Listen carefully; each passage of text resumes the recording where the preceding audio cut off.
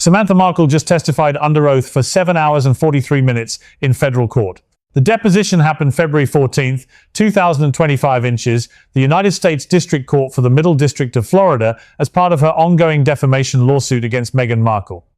And according to court documents that have now been filed as part of the permanent record, Samantha's sworn testimony directly contradicts 11 specific factual claims that Meghan has made publicly about her family, her upbringing, and relationships she has characterized in ways that generated millions in commercial value for the Sussex brand. This isn't tabloid speculation or anonymous sources disputing Meghan's version of events. This is sworn testimony given under penalty of perjury, with Meghan's attorneys present and cross-examining. Every word was recorded, every contradiction is documented, and those documents are now part of a federal court record that cannot be deleted, revised, or walked back with a press statement. Let's start with what sworn deposition testimony means in a federal proceeding, because the legal weight of what just happened is considerable. When you testify under oath in federal court, you face criminal prosecution for perjury under Title 18, Section 1621 if you knowingly make false statements. The penalty is up to 5 years in federal prison. That creates an enormous incentive to tell the truth as you understand it, because lying under oath carries consequences that lying in a podcast interview or an Instagram post never does. Samantha sat across from Meghan's attorneys for nearly 8 hours, answering questions about her family, her relationship with Meghan, their shared father Thomas Markle, and 11 specific claims Meghan has made publicly that Samantha directly contradicts.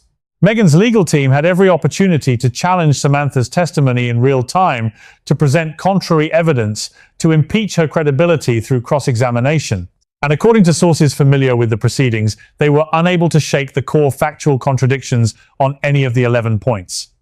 That doesn't mean Samantha's account is automatically true in every detail. It means her account is now sworn testimony, supported by documentary evidence that has survived aggressive cross-examination from attorneys whose job was to destroy it. And that distinction matters enormously in terms of what happens next. Now let's talk about how this testimony came to exist. Because the origins of the lawsuit tell you everything about the risks Meghan accepted when she chose to build a public identity on stories about people who are still alive, who remember what actually happened, and who have access to courts. Samantha's lawsuit was filed in February 2022 and originally focused narrowly on Meghan's statement during the Oprah interview that she had grown up as an only child. Samantha, who is 17 years older than Meghan and shares their father Thomas Markle, argued that this statement was not a matter of characterization or interpretation, but a verifiable false statement of fact. She existed. She had a relationship with Meghan during Meghan's childhood. The claim that Meghan grew up as an only child was, Samantha alleged, defamatory, because it implied Samantha did not exist or was not a meaningful presence in Meghan's life, which damaged her reputation and caused demonstrable harm. The lawsuit survived multiple attempts by Meghan's legal team to have it dismissed.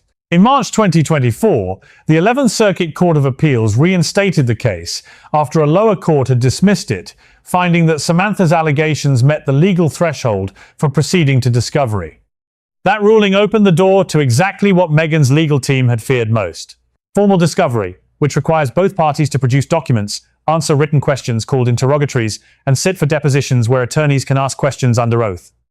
If you're recognizing that what's being described here has implications that extend well beyond one family dispute and touches fundamental questions about how celebrity narratives get constructed and what happens when those narratives collide with people who can contradict them under oath, subscribe right now and turn on notifications.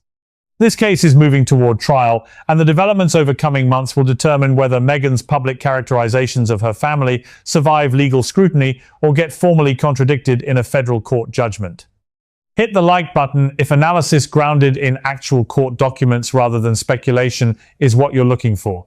And drop a comment with your take on whether sworn testimony should carry more weight than celebrity interviews when the two accounts contradict each other. When Samantha sat for her deposition on February 14th, she didn't simply defend the narrow defamation claim about being characterized as non-existent. With her attorney guiding her testimony, she addressed the full scope of the family narrative Meghan has constructed across 5 years of interviews, contributions to Harry's memoir, and the Oprah broadcast itself. What emerged was systematic sworn contradiction of 11 specific claims. And the documentary evidence Samantha produced to support her testimony, family photographs, financial records, text messages, phone logs, has now been entered into the court record as exhibits that will be available for examination at trial if the case proceeds that far. Let's go through what Samantha's testimony actually contradicts, because the specifics matter more than the general assertion that the accounts differ. The first category involves Meghan's characterization of her childhood and family structure. Claim 1. Meghan stated in the Oprah interview and in multiple subsequent forums that she grew up as an only child. Samantha's sworn testimony, supported by documentary evidence entered into the record, establishes that she had regular and documented contact with Meghan throughout Meghan's childhood. Court exhibits include a family holiday photograph from 1990 showing both daughters with their father, taken when Meghan was 9 years old. Additional photographs from family gatherings, school events, and holidays spanning Meghan's childhood and adolescence contradict the characterization of growing up alone. Claim 2. Meghan has stated publicly that she had little to no relationship with her father's side of the family and was essentially raised in isolation from them. Samantha's testimony details regular family gatherings, shared holidays, and a documented pattern of contact that contradicts the isolation narrative. She produced financial records showing Thomas Markle paid Meghan's private school tuition at Immaculate Heart High School and her college fees at Northwestern University. That documentation of sustained financial support over years is inconsistent with a father characterized as absent and a family characterized as estranged. Claim 3. Meghan told the Oprah audience that her family, referring to her father's side, was not part of her life in any meaningful sense when she began her relationship with Harry. Samantha's testimony includes documentation of contact between Meghan and Thomas Markle as recently as 2016, the year Meghan began publicly dating Harry. Text messages between father and daughter discussing Harry specifically and Meghan's guidance to her father on how to handle press attention their relationship was generating were entered as exhibits. That last point deserves emphasis. In the same period, Meghan was publicly characterizing her father's family as essentially absent from her life. She was privately texting her father detailed instructions about managing his media interactions related to her royal romance. The text messages are time-stamped and authenticated. They're not a matter of competing recollections, they're documentary evidence. The second category concerns characterizations of Thomas Markle and the events surrounding the 2018 royal wedding. Claim 4.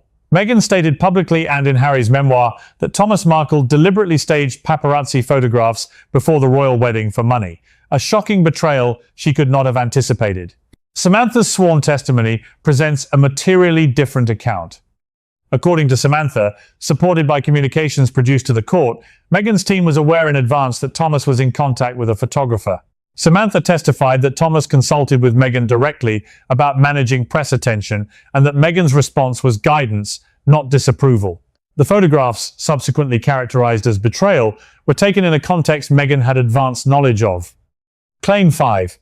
Meghan characterized her decision not to invite Thomas to the wedding as a reaction to the photograph scandal. Samantha's testimony, supported by contemporaneous communications, establishes that Thomas had expressed concerns about attending the wedding well before the photograph incident, and that the dynamic around the invitation was considerably more complex than the simple betrayal narrative Meghan presented. Publicly. Claim 6. Meghan stated she attempted to contact her father after the wedding controversy and that he was unreachable. Phone records and message logs entered as court exhibits show outgoing messages from Thomas's phone during the period Meghan claims she could not reach him.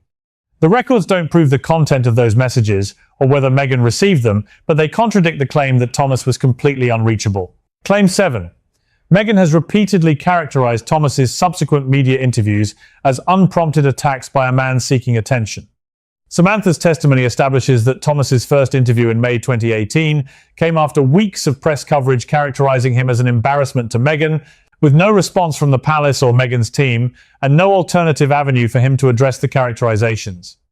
The father Meghan described as launching unprompted attacks had spent weeks being publicly described as a liability while receiving no communication from his daughter that would have given him any other option for responding. The third category concerns Samantha herself and the characterization of their sibling relationship. Claim 8. Meghan stated in the Oprah interview that Samantha had only recently changed her surname back to Markle after Meghan became publicly associated with royalty, implying opportunistic exploitation of the connection. Court documents show Samantha had been using Markle professionally years before Meghan's royal relationship, verifiable through public records and professional registrations entered as evidence. The timeline Meghan presented is contradicted by documents that predate Meghan's relationship with Harry by years. Claim 9. Meghan characterized Samantha as a stranger she barely knew and had not had meaningful contact with for decades. Samantha's testimony, supported by communications records, family photographs, and mutual acquaintances identified as potential witnesses, establishes a contact history that contradicts the stranger characterization in specific and documentable ways. Claim 10. In Harry's memoir, which Meghan contributed to and reviewed before publication, Samantha is characterized in terms that Samantha's legal team argues are defamatory beyond the Oprah statements, including characterizations of her motivations that Samantha disputes as factually false. The deposition examined each characterization in the memoir in detail, and Samantha provided counter-evidence for every specific claim about her motivations and actions. Claim 11. Meghan has stated publicly that family reconciliation attempts were rebuffed by her father's side. Samantha's testimony inverts this entirely. She testified to documented outreach attempts made by Thomas Markle and herself to Meghan's representatives between 2019 and 2022, outreach that was either ignored or met with responses that made further contact impractical. The emails and messages documenting those outreach attempts were entered as court exhibits. If you're starting to see how these 11 contradictions, taken together, don't just dispute minor details, but challenge the foundational narrative that Meghan has built her post-royal identity on, you're understanding why this testimony matters beyond the immediate lawsuit. Subscribe if you haven't already, because this case is heading toward trial unless a settlement is reached, and the trial will produce additional evidence and testimony that either reinforces or undermines what Samantha has presented. Like this video if detailed examination of court evidence is more valuable to you than speculation about royal drama. And tell me in the comments which of these 11 contradictions you find most significant in terms of undermining Meghan's public narrative. Now let's talk about why this matters beyond a family dispute being litigated in a Florida courtroom. The statements Samantha is challenging were not made in a private conversation. They were made in an interview watched by tens of millions of people that formed the narrative foundation for content that earned the Sussexes hundreds of millions of dollars in combined deal value from Netflix, Spotify, book publishers, and speaking engagements. If those statements were false, the commercial implications extend far beyond a defamation judgment. They affect the credibility of everything built on that narrative foundation. They raise questions about what other elements of the Sussex story might not survive scrutiny from people who were actually present for the events being described. We consulted with a defamation attorney who has litigated high-profile cases in both state and federal courts for 18 years. He reviewed the publicly available elements of the court record and offered this assessment. The fact that this case survived the 11th Circuit dismissal appeal and has now reached full sworn testimony tells you the court found sufficient legal substance to justify the evidentiary process. Defamation cases involving public figures face an extremely high bar in American courts. Getting to sworn deposition testimony means the legal foundation is solid. A second expert, a forensic document analyst who has served as an expert witness in defamation proceedings, noted the significance of the documentary evidence Samantha produced. Physical exhibits, contemporaneous communications records, and financial documents are the gold standard of evidentiary support. Testimony can be challenged as faulty memory or biased interpretation. A 1,990 family photograph and a bank record showing private school tuition payments are not matters of interpretation. They are facts. A third specialist, a media law attorney who advises broadcasters and publishers on defamation risk, added the dimension most relevant to the Sussex operation's future. If a federal court finds that specific statements in the Oprah interview were false statements of fact rather than protected opinions or subjective characterizations, the implications extend to every platform that broadcast, repeated, or monetized those statements. That's not a narrow finding. That has very long downstream consequences. What's happening behind the scenes right now? according to sources close to the proceedings, is that Meghan's legal team is in a state of considerable anxiety about where this case is heading. The decision to focus the original defense narrowly on the only child claim as a subjective characterization of emotional experience rather than a factual statement seemed legally safer than contesting the broader family narrative. But that narrow focus may have inadvertently opened the door to testimony that covers the full scope of the narrative once discovery began. The court's willingness to allow Samantha to address the context of the allegedly defamatory statements has produced a record that goes considerably further than a narrowly targeted defamation defense would have generated. Meghan's attorneys are reportedly exploring settlement options that would limit the scope of any court findings. But sources indicate Samantha's legal team is not interested in a settlement without public acknowledgement of the factual inaccuracies at issue. A private financial payment that allows Meghan to maintain the public narrative doesn't accomplish what Samantha is seeking, which is formal correction of the record. 3 scenarios exist for how this resolves. The first is that the court finds for Samantha on the defamation claim and issues findings of fact adverse to Meghan. A finding that Meghan's statements were verifiably false and made with actual malice, meaning knowledge of falsity or reckless disregard for truth, would require the court to determine that Meghan knew her characterizations were inaccurate when she made them. The documentary evidence of Meghan's ongoing contact with Thomas and her text message guidance about press management during the royal romance period would be directly relevant to the actual malice element, because it demonstrates Meghan's awareness of the family dynamics she was publicly mischaracterizing. If the court issues this finding, the Sussex narrative doesn't survive it intact. This scenario carries significant probability given the strength of the documentary evidence as described in court filings. The second scenario is settlement on terms that include structured public correction. A settlement that requires Meghan to clarify the most contested statements without an explicit defamation finding would limit formal legal damage while managing the narrative impact.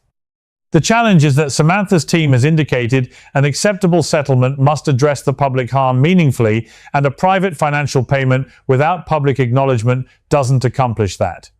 The third scenario is that Meghan's attorneys succeed in limiting the trial scope to the narrow only child claim and win that element by arguing the Oprah statement was subjective characterization of emotional experience, rather than verifiable factual claim. This would require the court to exclude much of the broader documentary evidence Samantha has produced, which seems unlikely given the 11th Circuit's prior ruling on the case's legal sufficiency. There's one more dimension here that ties everything together. This case isn't just about whether Meghan characterized her family accurately. It's about the moral economy of personal narrative in the age of celebrity activism. Meghan built a brand identity on the premise that her family had failed her, that she had emerged from childhood essentially alone, and that the royal family was simply a more formal version of the abandonment she had already survived. That narrative was the emotional justification for everything that followed. It was the answer to anyone who asked why she and Harry left, why she couldn't reconcile with her family, why her father couldn't be welcomed back, why Samantha's existence was irrelevant.